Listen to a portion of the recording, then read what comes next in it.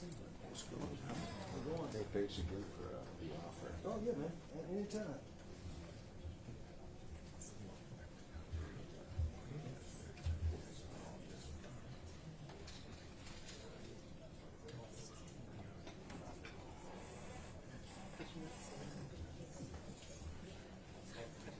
He's a DM.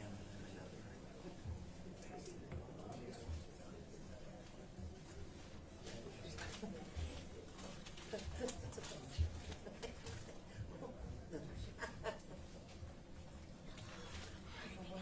to see you.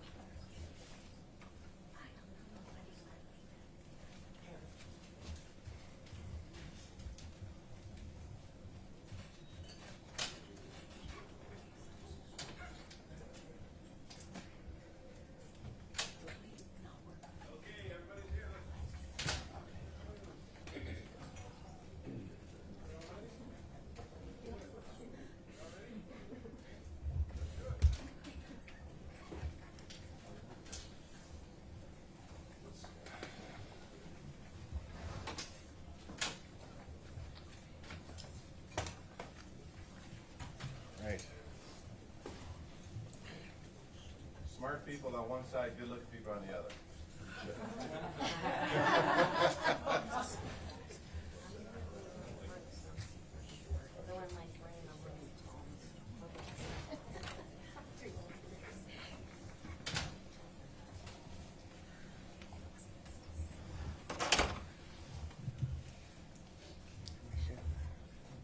All right. Good morning, everybody. Thank you for being here. We have some exciting news we think we'd like to share with you. This sort of represents a historic moment, I think, in the history of Seattle. We've reached a groundbreaking agreement with the rank and file police officers that fundamentally transforms how we deliver public safety in our city. This contract that we've been able to negotiate and almost get it across the finish line with some council work really moves the care department, the community assistant response engagement department, from a pilot to a permanent entity, from a promise to public safety to a complete paradigm shift. And again, it removes the limits on its growth. I'll just refer to it as the care department. On its growth, allowing for unlimited hiring and solo dispatch of responders to people in behavioral health crisis that need help. And I'm going to solicit an applause for that right now because I'm very excited about that. This is good for everybody affected in our city. And it also significantly strengthens police accountability, meeting key elements of the 2017 accountability ordinance and strengthening our entire system. The truth of the matter is this agreement represents years of difficult but necessary negotiations. It builds on the progress of prior agreements in the 2017 accountability ordinance and advances our comprehensive, diversified public safety system to serve every neighborhood. Let me talk a little more specifically about what it does, but I want to ground my remarks in a quote. The greatest college basketball coach of all time. I'm not going to say who it is. If you follow basketball sports, James, you're thinking, who is that person right now, right? I'm going to give you the quote right now. Okay. It takes time to create excellence. It can be done quickly. If it could be done quickly, more people would do it. This legendary coach also said, be quick, but don't hurry. Now that one should have given you some notice. Who said that? I don't have any college basketball. John Wooden. There you go, John Wooden. John Wooden, the NC2A basketball coach and 10-time champion. And I wanted to ground us in that quote because if it could have been done quickly, it certainly wouldn't have. But what we're looking for is sustainable practices in building an entire public safety system. And that's why we're very happy to announce what we're trying to do. So going back to more specifically, what this agreement does is it allows the care department to become, again, a permanent co-equal third pillar of our public safety system. Joining, of course, our police and fire as essential first responders. Seattle is the largest city in the country with this model of alternative unarmed response. We are leading the way. We will now be able to remove the pilot's 24 responder cap, making it possible for us to hire more community crisis responders, as well as to solo dispatch them to an array of calls, including those suffering from behavioral health crisis. Now, as the responder team has grown in size and footprint, we've quite frankly just scratched the surface of what's possible. These results are transformative, and while they've been addressing thousands of incidents in the last 2 years and over 5,000 incidents in 2025 alone, this agreement will allow care responders to respond to thousands more. The next phase of care as a permanent co-equal public safety department is the vision we've been working for since day one of our administration. I want to say that I'm very proud to report that the Seattle Police Department will hire more officers in 2025 than in 2024 and 2023 combined. This new contract for the rank and file officers will build on our progress to turn around what was a staffing crisis. And I want to thank the officers for their work and for their ratification of this agreement. I want to thank management in the police department, as well as the chief and his command structure, for all working together to make sure that we are optimizing our department. This contract ensures that Seattle will remain competitive with other major city police departments and adds incentives for the skills that modern policing requires, with pay premiums for associate's degrees, bachelor's degrees, and bilingual officers. These recruitment improvements will allow us to build a police force that reflects our community's diversity and meets the demands of 21st century public safety. With respect to accountability, excuse me, this contract delivers significant accountability reforms that address concerns raised by the accountability entities and the community, and builds on the successful resolution of the federal consent decree earlier this year. Number one, we're establishing a clear 180-day timeline for resolving investigations, bringing contract language into alignment with our 2017 accountability ordinance and resolving a key outstanding accountability measure from the federal consent decree. We're also creating a streamlined process for supervisors to address minor performance and misconduct issues in a consistent way and to discipline when appropriate. This contract allows for civilian investigators in our Office of Police Accountability to work on cases involving potential termination. It is critical to have civilians working on the most serious disciplinary cases. This contract also allows our efforts to increase that's a tough word for Bruce, civilianization within SPD, now authorizing civilians to work in the backgrounding unit. So the next step in the process will be for both parties to present, not on my A game today, people say. And it's been a long week and we're not even halfway through. I'm always on my A game, by the way, that's just a joke. Let me sort of close by saying this, in all seriousness. I said this morning to a bunch of folks that public safety is our charter responsibility. At the end of the day, there's, of course, an intersection between public safety, economic development, and education. So in other words, all three of these parts of the ecosystem make sure that we are safe, we can learn, and we can optimize our lives and provide for our families. This care department is intended to do exactly that, to make sure that our whole ecosystem of public safety responses are done in a compassionate way, an empathetic way, and now a best practice. And so with that, I'm going to turn it over to, I'm not sure the order, I had it written down, but they just gave me this. Chief Barton says that way, and she's going, oh, here it is, a little sticky. So we're doing this order, so won't have to read. We're going to hear from Chief Amy Barton. It is going to be your turn, and then Chief Barnes, you'll be second. Council President Nelson, you'll be third, and Council Member Kettle will be fourth, and then we'll address some Q&A. Chief Barton, it is your time to shine. Good morning. So 2 years ago, almost to the day, the care responders took their very first calls downtown.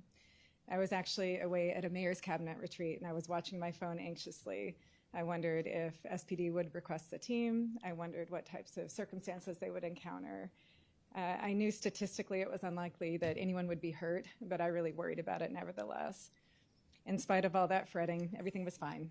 The team was prepared. They were professional, they were resourceful, they were effective. They consistently achieved that balance of compassion and urgency that the work requires. 9 times out of every 10 calls, it was a request from SPD officers who during that first year frequently reached out to me to praise the team and to convey their support. We were scientific in our pilot development.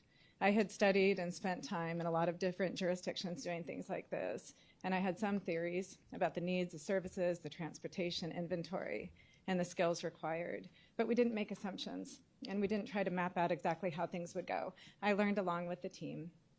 Many people need rides somewhere. We learned that quickly, somewhere safe, somewhere warm. I learned quickly we need car seats, and so we got a bunch of those. I learned a lot of people need shoes, and then I learned that that's really challenging because shoes take up a lot of space, and of course it's not a one-size-fits-all. I continue to read weekly the reports, the narrative of every call that care goes on. Besides learning a lot about the needs and the suffering of our neighbors, I have personally learned to navigate a sort of pervasive and perpetual sadness and a frustration about the inadequacy of our system to heal and to rehabilitate. And I imagine our first responders and our frontlines nonprofit workers feel exactly what I feel, only magnified. The task of the care responders is essentially to interact with those who have lost hope, those who are untethered from reality sometimes, those who are nearly lost to brutal cycles of addiction, those who are experiencing the impacts of being unhoused. The work is specifically complex. Our calls don't get resolved with an arrest, a jail booking, or a simple drop at the emergency department. And establishing enough trust and credibility with people to get close to what is actually going on in someone's lives, it sometimes takes a minute. It takes several encounters. Nationally, there's a really interesting conversation going on about how long you try to engage before interacting with somebody in a coercive way, because sometimes that can be life-saving. To date, as the mayor referenced, our care responders have logged over 6,800 incidents. About 40% of those calls involved referral to services. 28% of those calls included a ride to somewhere safer, warmer, or more stable. We have responded to 93 different call types. The most common are assist the public, welfare check, down person, crisis, domestic violence, and suicidal person. Interestingly, during the past 2 years, care responders have only requested SPD support 15 times. That represents less than half of 1% of the time. And for context, the Seattle Fire Department requests support on a call, that many calls every couple weeks. Our protocols are the same. It's not as complex in the field as people think. We use the same protocols for care that we do for fire and EMS. So I have been surprised at the vast range of needs and how varied those circumstances tend to be. One of the interesting things we've learned is what makes a really good crisis responder. It's not necessarily that formal education, although everybody does have formal education. It is actually the ability to rapidly assess, to triage, to employ a high degree of adaptability, flexibility, cultural awareness, emotional intelligence. The team has managed to really map that nonprofit resource map intelligently, thoroughly, because we know that we just need to connect the person to the right service, regardless of whether there's a formal government contract. You all know we've been operating under pretty severe SPOG MOU constraints, and those guide rails I considered very, very useful for the first 1,000 calls, but today they're not useful any longer, so I do celebrate this moment. There are about 47,000 calls a year that fall into the categories that the newly established care body of work pertains to. And so as we scale to 48 responders available citywide next year, nearly around the clock, I believe we will start to see some meaningful impact. Fewer referrals to the ED, fewer jail bookings, more intakes into service. At my first press conference, I explained that the primary short-term ambition of this pilot was to get SPD to priority 1 calls faster. Now, obviously, the care pilot could not meaningfully impact that metric because officers were still directed to go to most of the calls. The care average response time to a call to date is still 13 minutes. And I know how much it's going to mean to our community to be able to call 911, describe a neighbor who really needs help and does not pose a public safety threat, and have responders there in 10 minutes. Our neighbors calling deserve that kind of urgency, and our neighbors languishing on the street deserve that kind of urgency. I want to thank and acknowledge Lisa Herbold and Andrew Lewis for the strong advocacy, their insistence that we innovate. I see Deputy Mayor Tim Burgess here. I thank you. He was my first boss and was wildly supportive and instrumental to what is happening today. I once again acknowledge the vision, resolve, leadership, the relentless work of the care team manager, Catriona Hernandez, is over here. If there is a name that is remembered for this progress generations from now, it should be hers. And then additionally, back in 2023, I met a number of colleagues in the Seattle Police Department for the first time that set the stage and really enabled the success that we celebrate today.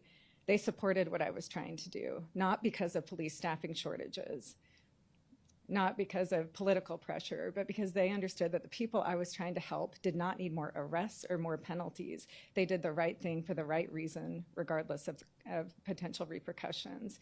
And so I want to thank Chiefs Mahaffey, Kibbe, Maxey, Nelson, Barden, Agard, and Brown.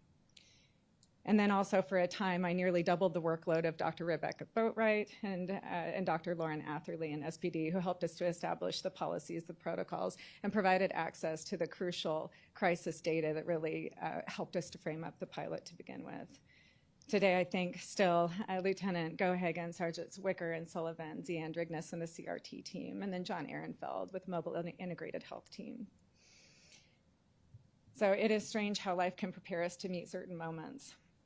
About 8 years ago, I was working at a nonprofit in the Midwest that provided a really broad continuum of services for kids in mental health crisis, including day treatment in schools. I really preferred the front lines. Same as I do today, I was always in the classroom as much as I could be, or I was out on the playground. I got to know a lot of the kids, and I became attached to a lot of the kids. And by that point in my career, I understood really well the treacherous circumstances many were trying to transcend or still trying to navigate. One day, I was alerted that one of our sweet boys, who was about 10, had run off of campus and toward the nearby freeway, expressing a wish to die. Our teachers and our clinicians were able to safely go out, intervene, and get him back to campus. And I could not believe it when then a police car showed up to transport him to the Children's Hospital.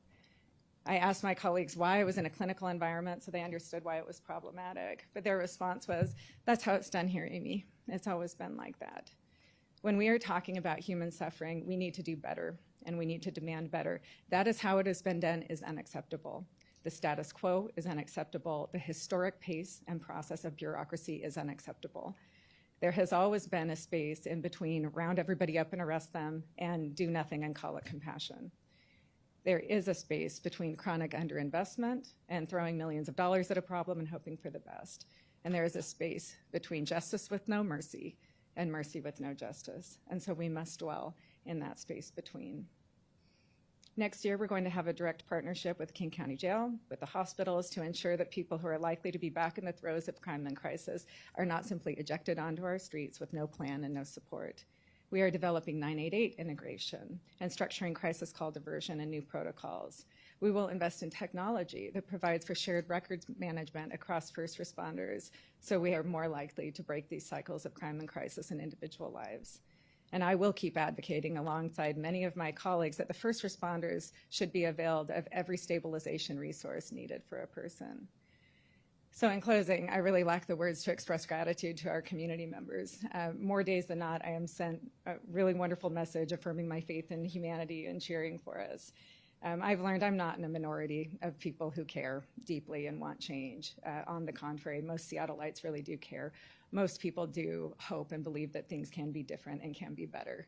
I see you all organizing and mobilizing, volunteering, donating, writing letters of support. There was a low-key Free the Care Team campaign I thought was kind of funny.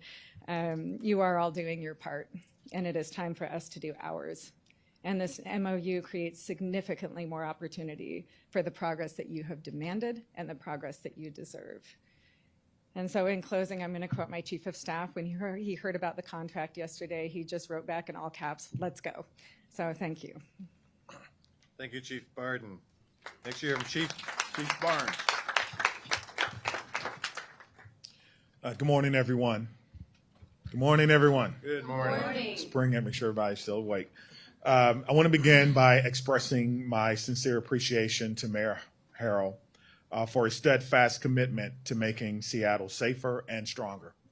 Under his leadership, the Seattle city has made tremendous strides toward restoring public safety and improving quality of life and supporting the men and women of the Seattle Police Department who serve this great city each and every day.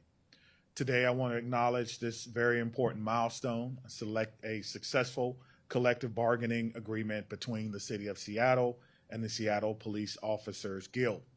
Although the Chief of Police is not a part of the negotiation, I want to commend both sides for reaching an agreement that supports the wellness, stability, and financial safety of our officers.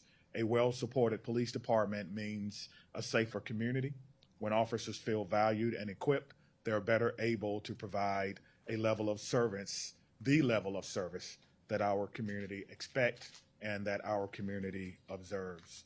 The major points have already been highlighted. I just wanted to say that I definitely support all of the major highlights, including the expansion of the care team. As some of you know, I came to Seattle from Madison. We had a fully supported and staffed care team with the ability to do solo dispatch, so that's not anything new to me, and we certainly support that. We support the accountability alignment with the 2017 ordinance, as well as the investigations improvements, allowing our supervisors to do just that, which is supervise the people that they're accountable to each and every day. The agreement modernizes our wages and keeps benefits high so that we can, of course, maintain a well-staffed police department, which translates into public safety for everyone. So I want to give a couple of highlights really quickly. Our summer months, which we define as between May 15th and September 15th, we saw tremendous decreases in crime, 56% decreases in homicides along that period compared to last year, 9% decrease in robberies, and 22% decrease in burglaries, which includes commercial as well as residential burglaries. But we also agree that policing alone cannot solve every challenge that we have in this city.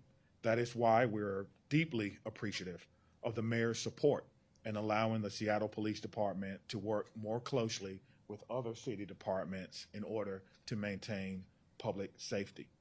We are also rebuilding our department's capacity, and we believe that this agreement will help us continue that great work.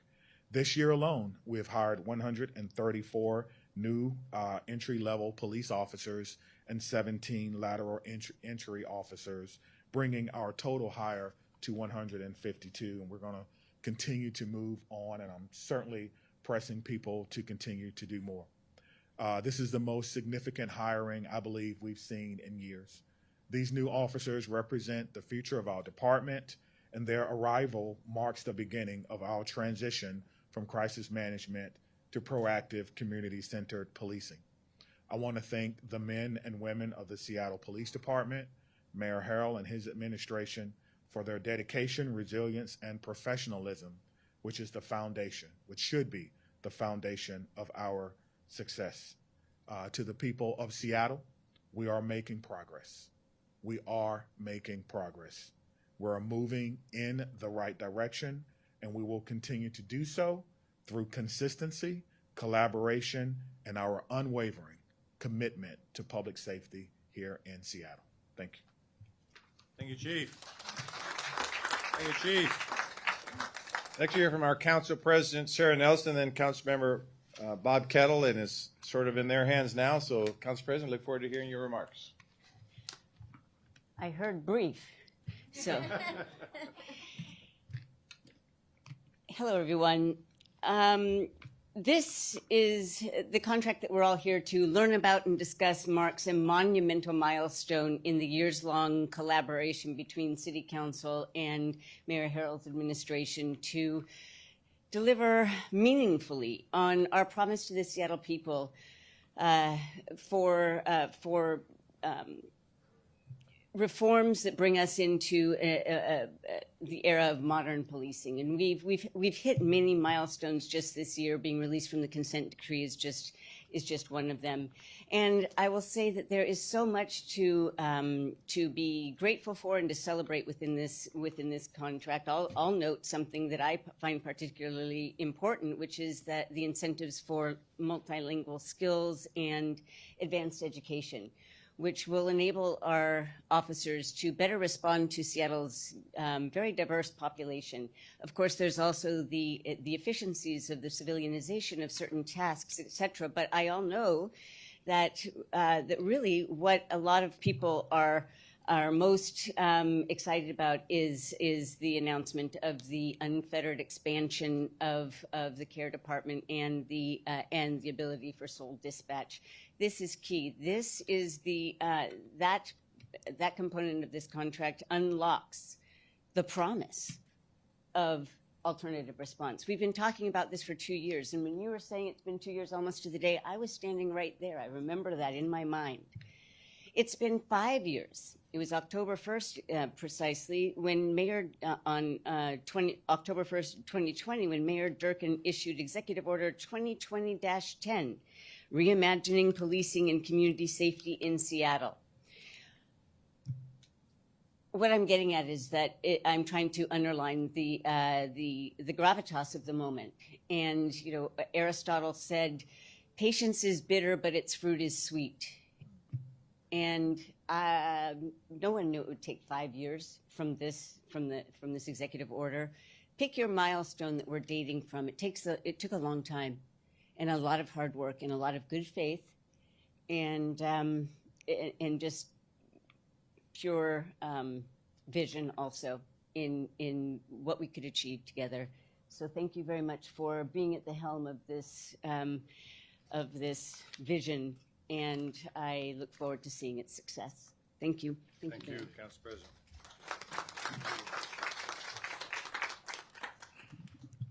Thank you, Mr. Mayor, and the broad public safety team here, to include the Office of Police Accountability, which gives me an opportunity to note also welcome to the Community Police Commission.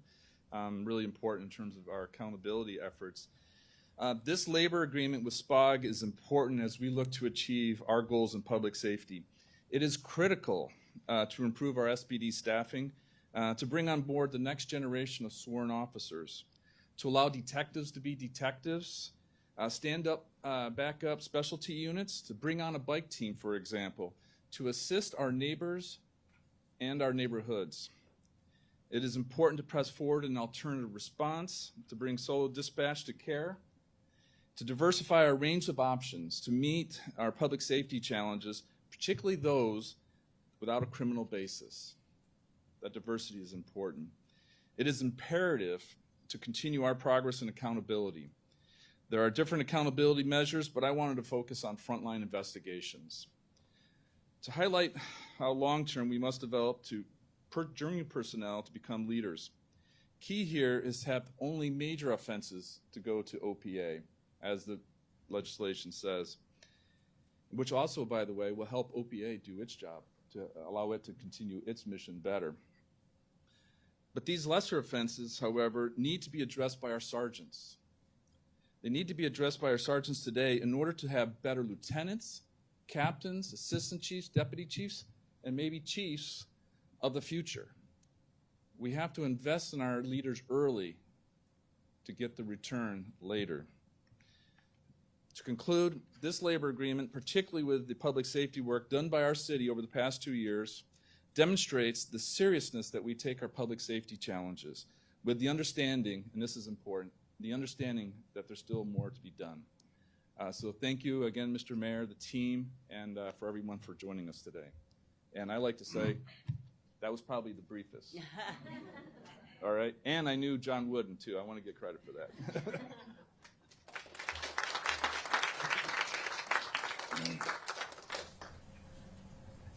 In closing, before we take some questions, again, I want to thank all of our police officers who supported this agreement, our labor partners, and clearly everyone in the community who advocated for a comprehensive and collaborative approach to public safety. And so before we take questions, I also want to note that you heard quotes from both Aristotle and John Wooden in the same press conference. You don't get that every day. And with that, let's take some questions. Dave. Do the salary raises here, are those included in your budget? Is the city gonna have to give more money for those and then have SPOG members ratify this contract? The numbers are included in our budget. They are included in our budget. They're within the parameters that were approved by the city council, and These numbers are higher than the proposal that you came out with. let me give you specific what the numbers are. It's roughly 130 million over 4 years. They are, again, premiums. I think, let me look at my notes. 4% for a bachelor's degree, 1.5% for an associate degree, and 1.5% if a multilingual language is that they qualify for that premium as well. So it's 130 over 4 years. So I guess is the city council gonna have to come up with more money to pay for the raises? Andrew, would you? No. Short answer. Okay. And then SPOG members ratify this agreement? Yes. Yes, that's, sorry, it wasn't clear, but that's what we're announcing. They did ratify them. I think their process is over. We'd like to. I can respond. Andrew. Introduce yourself. Yep, Andrew Meyerberg, I'm the mayor's chief of staff. We have SPOG ratify the agreement over the weekend, so their membership voted the agreement through. And this budget, our budget presumes the cost of the contract. So there is no new money that would need to be added. It's within our proposed budget. And I want to recognize for those folks that are here, I could have called you by name, but I want to recognize those folks who have speaking with us. Thank you for being here. We're all part of this system. So, yes. Question for Chief Barden, if I could. If you could talk a little bit more about what happens after the care team responds, and you talk about the network of nonprofits and you have people that help this population, and I realize every case is probably different, but how does the care team then direct people into services? And you kind of briefly mentioned coercive care when appropriate. How where's current thinking on that? Sure. Yeah, thank you for the question. So I always struggle to articulate the difference between first response, meaning that 911 call comes in, I rapidly, expeditiously get someone out to triage and hand off. Right? This is not long-term case management. They're not meant to be outreach workers. They've done some of that because they've had the capacity to, but I expect that to change. So when I talk about that handoff, that's why I'm always talking about the behavioral health system, the nonprofits, emergency housing, and then the jails. Because that's really what we all need to focus on, is building out that, what would be the voluntary system. So if we hand off to Mary's Place, for example, or we hand off to Union Gospel Mission or the Crisis Solution Center or Connections in Kirkland, I can give you a rundown. There's about 15 frequent drop-off locations.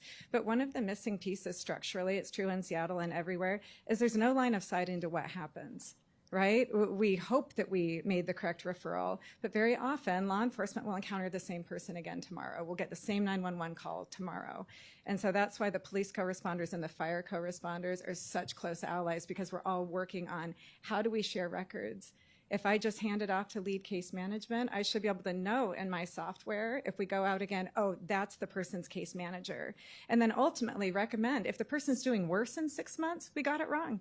It's not working. We needed to try something else. Does that make sense? Was there another part of your question I missed? About coercive action. Yeah. Yeah, no, that's exactly right. I find that the public doesn't understand that people are not resistant to services. They're resistant to, some stranger comes up and says, hey, you want housing? It's like, I don't know you. No, I don't want your help. That happens all the time, but there are outstanding teams in the city who know if you invest for a number of weeks and really get to know someone, create some trust and start to illuminate why are they saying no. Nobody wants to be, cold and scared and wet under this bridge. We need to understand that. There's a reason somebody's making that choice. And so I think that space in between, that's where care dwells. We work with urgency. We know too much about the crimes against folks who are living unsheltered, right? Especially women who are living unsheltered are very likely incurring mounting trauma every single day. And so I'm always very specific that law enforcement is always going to be the coercive team. that's not going to be care. But I also know that we do very, very rarely refer anyone involuntarily into services. And sometimes I observe deaths that we knew the person was going to die, right? They were wandering and muttering in traffic all the time. It was likely to happen. And so that's a challenge for the executive and legislative, but I know we have to have the conversation. And if I could sorry, just add a quick follow-up. We should just get coffee. We could have a lot to talk about. What are the new tools we have to like widen the window of intervention? Yeah. So we talk about like long-acting buprenorphine Yeah. and you know how that can actually give people a better chance to say yes. Yeah. Eventually. Yeah, it's the coolest thing that's happened this year, in my opinion, is the Health 99 unit and SFD piloted that buprenorphine pop-up, 33 people elected into treatment. So this is long-range treatment. I know Council President Nelson has been a great advocate.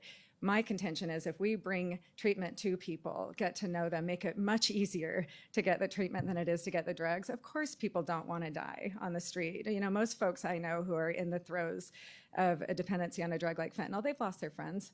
You know, they know. We have captured quotes many times of somebody saying, it is horrible to be hooked on this drug that's going to kill me.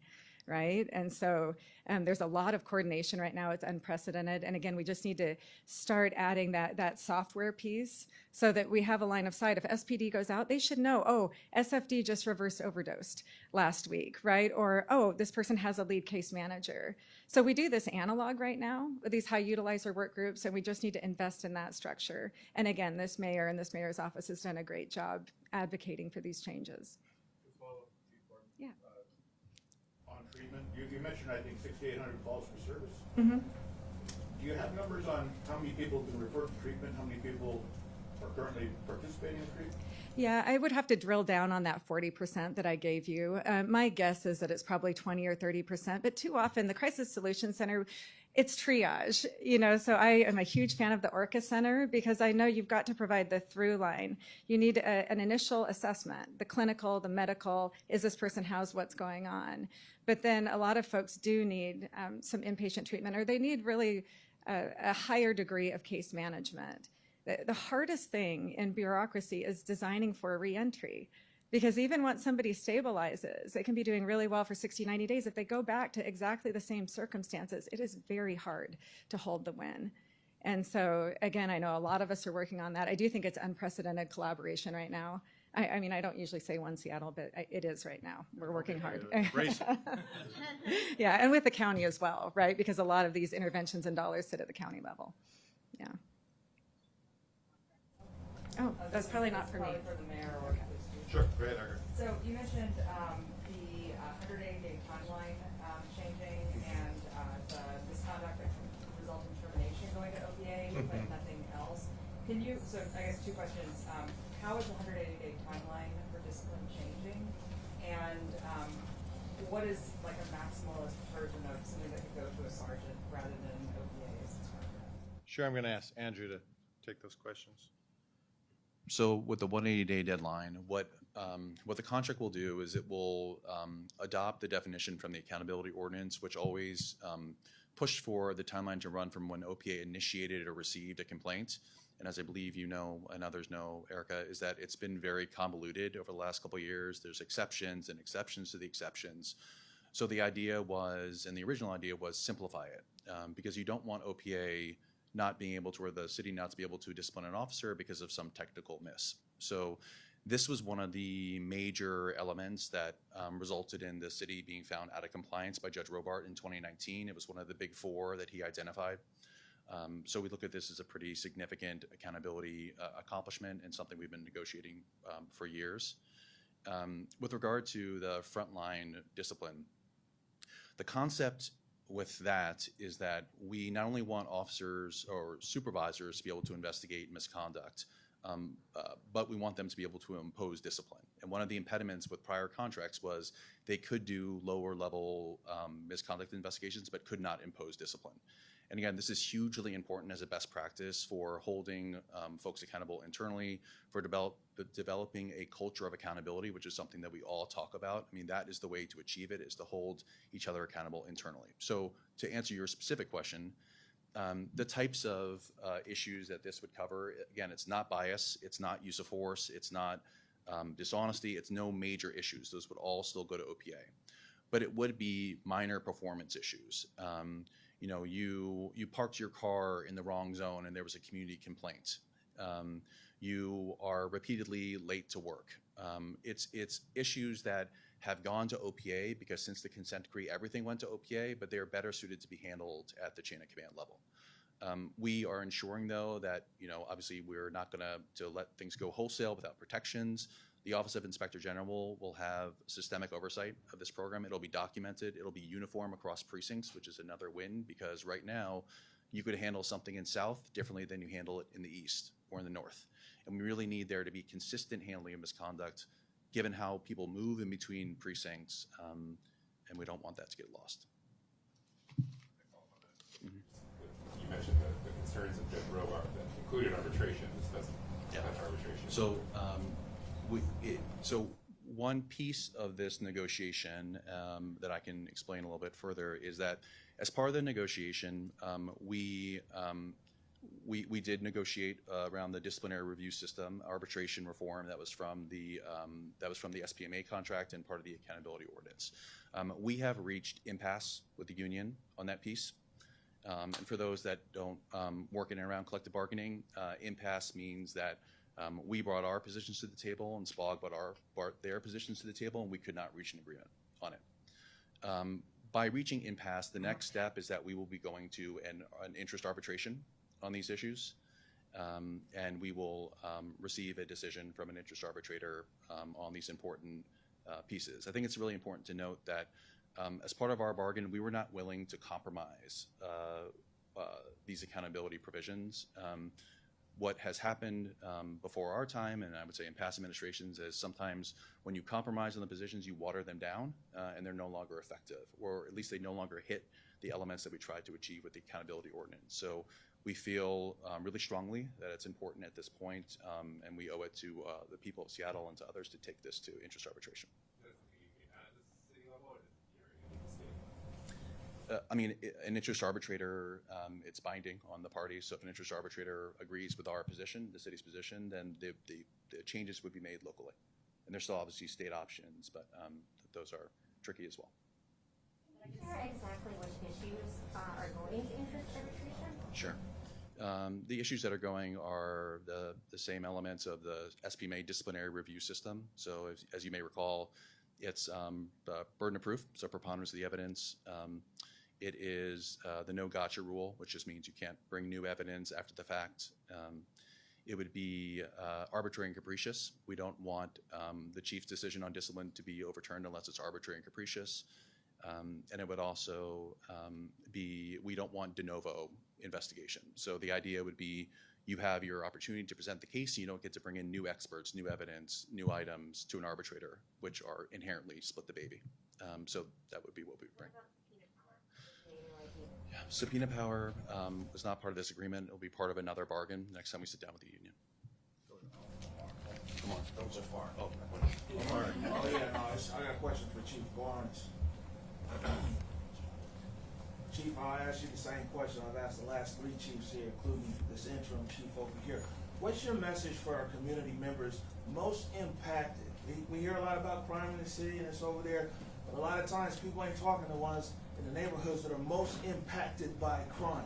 What is your message to our community members who are impacted by people with these guns and gun violence in our neighborhood, our daughters being trafficked, our neighbors overdosing on fentanyl, specifically to our neighbors, to our community members in the Central District and the South End, man? Like, what are you guys doing?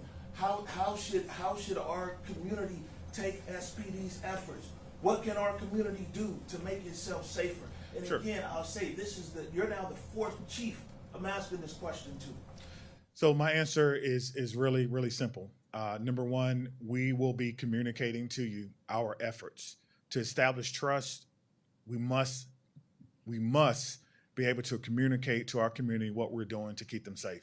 We have, for the first time in a very, very long time, a crime reduction strategy called Seattle-centric policing, which is evidence-based, which was one of the criticisms earlier on in my tenure from a OIG, I believe, or auditor report.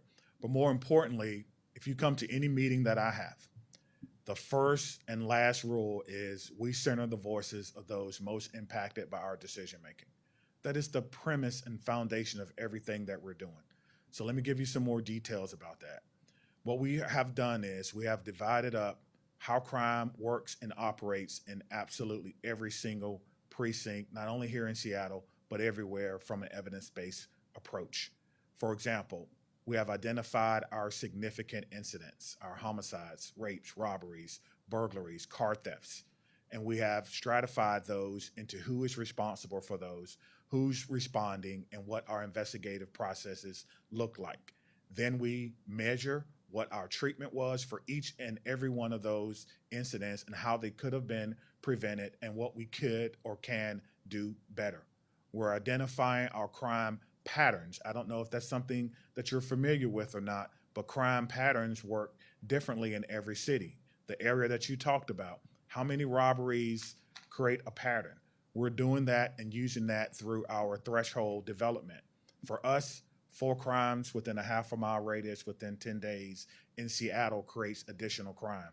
So when it becomes 1 or 2, we're moving our resources to address those problems. We're identifying our problem locations. This is nothing new to anyone. If you've ever traveled outside of Seattle, you will know that there are certain addresses specifically that account for an enormous amount of crime, and we're addressing those in our city with our partners. And then we're looking at those areas that are historically have significant incidents, crime patterns, as well as problem locations, and we call those priority areas. And we're focusing on those persons who are illegally carrying guns. But more importantly, we're bringing in not just the police, as Chief Barton talked about, but we're bringing in a whole of government approach to look at the underlying causes of why it's happening in the first place.